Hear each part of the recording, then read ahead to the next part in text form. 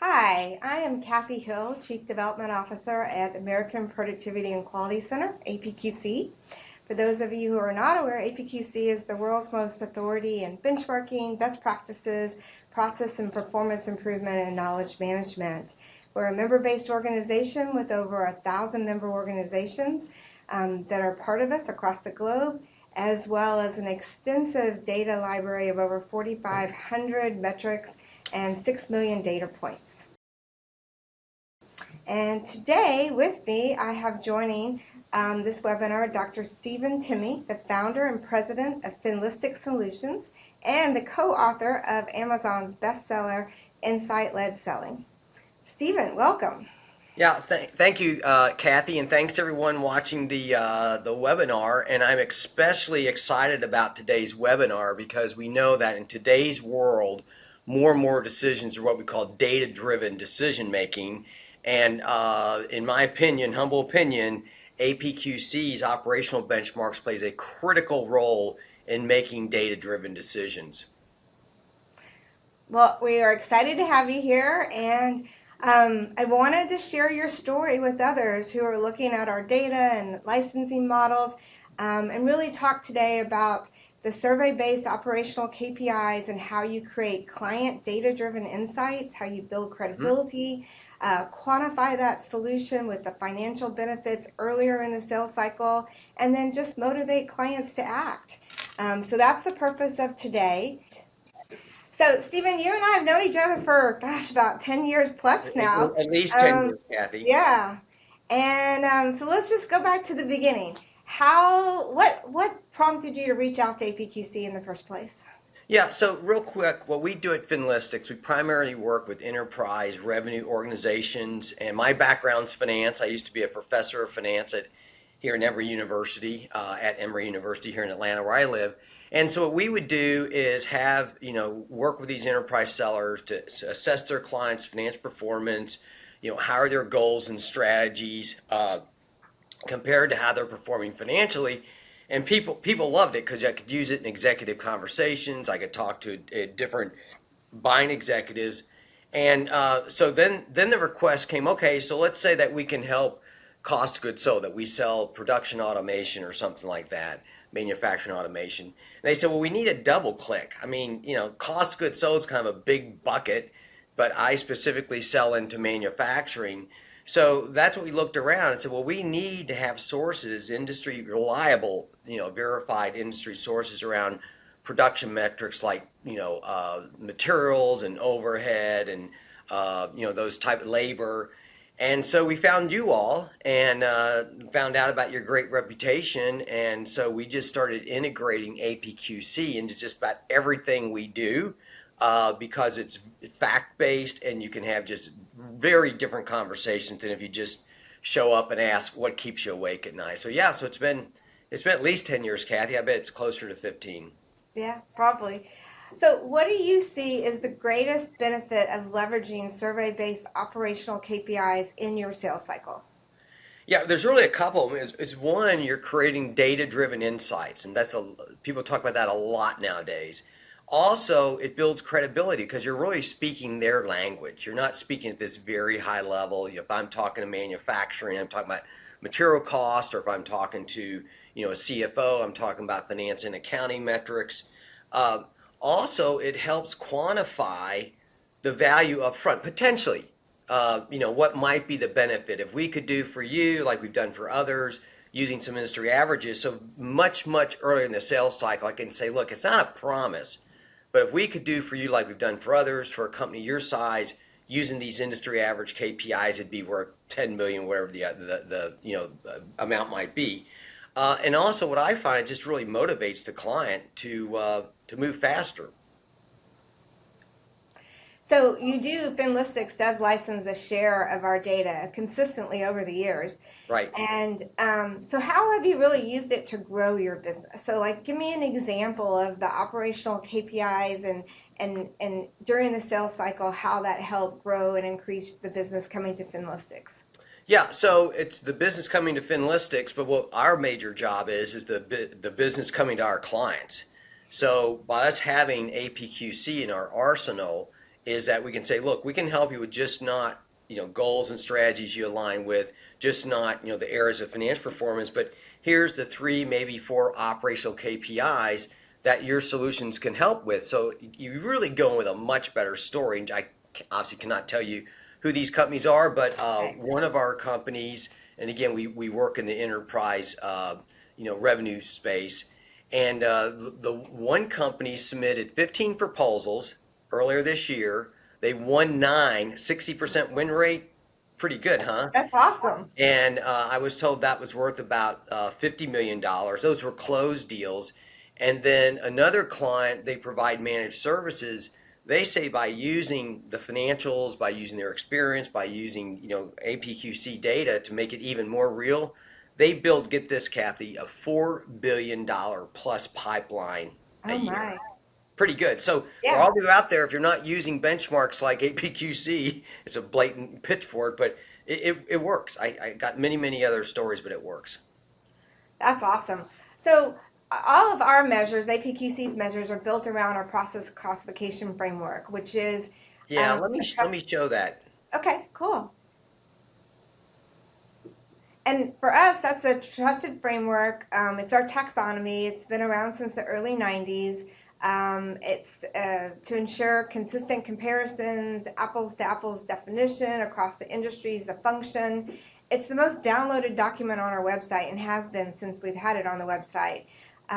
So tell me about how you're leveraging that and what that means to you and your clients.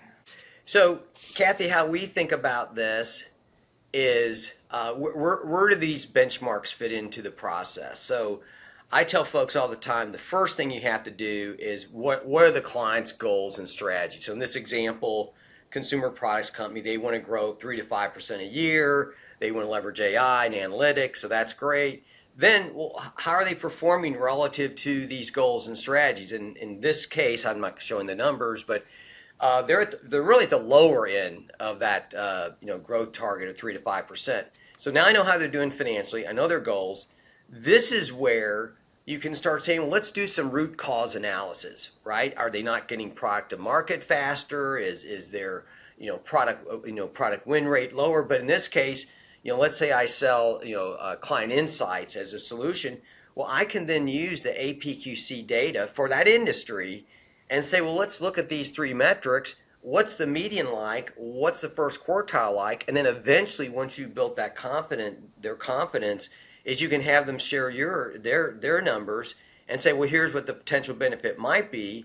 And then the fourth part of this is early on, right, to motivate people to take action, saying, look, for a company your size, using some industry averages, even a 1% improvement would be worth the following. In this case, it's around $50 million. So, Kathy, it's really about, where does it fit into this overall process of priorities?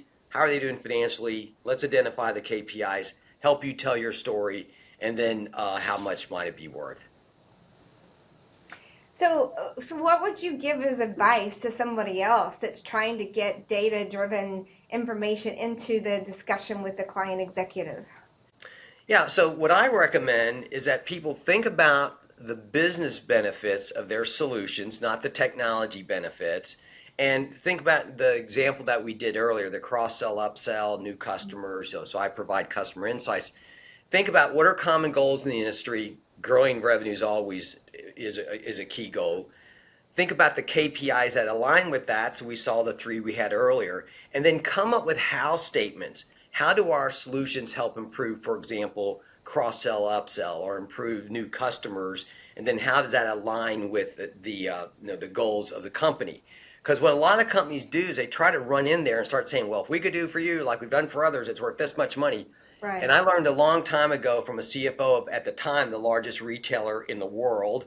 And he would tell me, Stephen, tell me how this is going to help, and then tell me the how much. So use it to create your house story, your value prop. That's great advice. Any other things that you would advise organizations where they're trying to incorporate it into the solution into the financial impacts? So what I recommend, and remember this is early in the sales cycle. This you've gotten some information from the client, but a lot of it you don't know. So in our example where they wanted to grow revenues, and again, our solutions can help improve around these three areas like new customers, cross-sell, upsell, customer churn. So in an ideal world, what you would do is say, well, here's the industry average, because at this stage you don't know the value of these metrics for that specific client, but we do know from APQC, here's the industry median. And ideally, what you would know, the range of improvement would be based upon experiences with other clients. Well, what I find is that usually it isn't available, or legal won't let you make it available. So what I recommend, Kathy, is that just start with something small, like each 1% improvement, for example, in this case with new customers, is around 28 million. So how you can use this is start quantifying if you can impact new customers. Say for a company your size, using some industry averages, each 1% is worth around 28 million. Then I always pause and I say, how does that compare to your own internal analysis? And in many cases, they'll say, well, it's pretty close. And then the next step is to say, well, what's your goal around new customers? Oh, well, we're trying to improve that by 5%. Oh, well, 1% is 28 million, then 5% is 140 million if I'm doing the math right. So the point is, use this early on, not to make a promise, but to really find out specific goals, ask them what some of their challenges are, et cetera, et cetera. Yeah, I mean, when you talk those kind of numbers, that really makes an impact. And over the years, you've told me multiple stories about how organizations, have you helped these organizations and what they've achieved through using the data and your advice and your solutions. Give me the best example you have of an impact that you made. Well, I gave the examples earlier around the 50 million, the 4 billion, but if we look at it, I mean, from more of a qualitative aspect, so Kathy, we get feedback all the time that they are not looked at as vendors anymore. They're going in, they're tailoring the message for individual, using the KPIs to tailor the message for individual stakeholders, which, by the way, Gartner now says there's 10 plus in a lot of these big digital transformation, technology transformation. So what I hear is that they're viewed more as a partner than a vendor, because I'm talking Kathy's language, right? She's in distribution logistics. I'm using those KPIs. I'm talking to marketing. I'm using their KPIs. So what it really does, it changes the relationship. And one of our customers, we did programs for those. APQC was a big part of that, using those benchmarks. And what was really interesting is that something like 80% of the folks that use this methodology, which include APQC, recognize deal sizes 25% larger. I mean, for everyone out there, do the math. Yeah. Right? If you think about cross-sell, think about cross-sell, upsell, new customers, take that number, multiply it times 25%. So it really just changes the relationship. Right. Yeah, it changes the potential for everyone. Mm-hmm. So Stephen, tell me, how can you use industry operational KPIs to identify areas of opportunity? Yeah, I've got an example of that. Yeah, so Kathy, this is how I've seen some of our clients use the APQC data to identify opportunities. So in this example, the median and first quartile, they're the APQC numbers. And, for example, cross-sell, upsell, the median company's at 9%, the better performers are at 12%. And, what people can do that are using this is their clients don't want to just know here's 9 and 12. Well, what are they doing differently? Mm-hmm. And what I really like about the APQC data, they could say, okay, well, ours, once, we built credibility and confidence, our clients' customers is 7%. Okay. So looking at the bottom, it says, well, 1% improvement in cross-sell, upsell is worth 18 million. Don't worry about the math. Anyway, it's applying the industry median to this company and then, taking 1% of that. But then Kathy, this really gets exciting to me. It says, well, wait a minute. What if you're at 7%, what if you could move to the median, which is 9%? What this is saying is, well, that would be worth annually 400 million.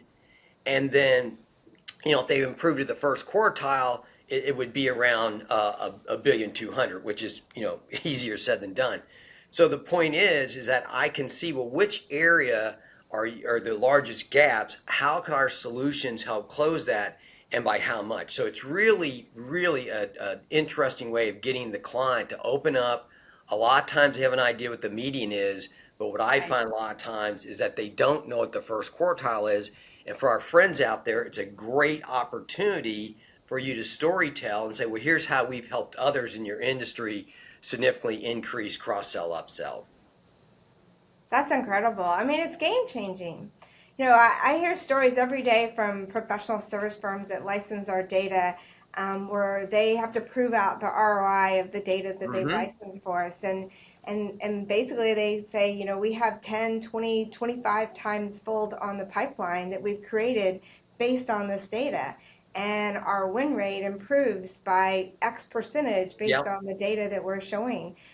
So they don't, I mean, I can't share specific examples with company names, obviously, Sure. but it is something that I hear every day. And we, APQC licensed to most of the firms out there, we are dealing with in some form or fashion, and they're using it in engagements. And I think too, the fact that everybody's using the same data, then the client's not then complaining or questioning the data.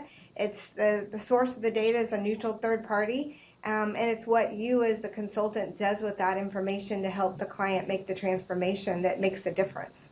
Yeah, and that's the storytelling, right? I mean, everyone, Right, not everyone, but a lot of people have the same numbers, so it's really a question of really telling the client something they don't know, and that right. has to be how can you help them, accomplish their goals and implement their strategies faster or at lower risk, et cetera, et cetera. But it's really the storytelling. But this is data driven, fact based numbers that you can tell that story around. Right.